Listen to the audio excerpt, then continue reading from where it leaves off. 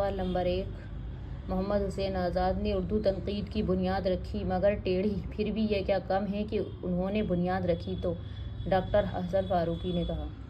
سوال نمبر 2، شعر ایک فر تو روح القدس کا اور فیضان رحمت الہی کا ہے کہ اہل دل کی طبیعت پر نزول کرتا ہے، یہ قول کس کا ہے؟ محمد حسین آزاد کا۔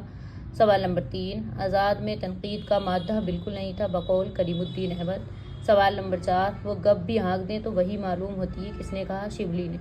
سوال نمبر 5، حالی سے پہلے ہماری شاعری دل والوں کی دنیا تھی، حالی نے مقدمہ شعر و شاعری کے ذریعے اسے ایک ذہن دیا، 20ویں صدی کی تنقید حالی کی ذہنی قیادت کے سہارے ابھی تک چل رہی ہے، یہ بات کس نے کہی؟ پروفیسر آل احمد سرور نے۔ سوال نمبر 6، اردو تنقید کی پہلی باضابطہ کتاب کون سی ہے؟ مقدمہ شعر و شاعری۔ سوال نمبر 7، مقدمہ شعر و شاعری کو اردو تنقید کا پہلا نمونہ کس نے کہا؟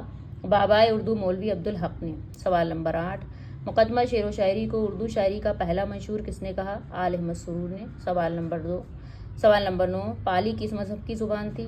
بدھ مذہب کی۔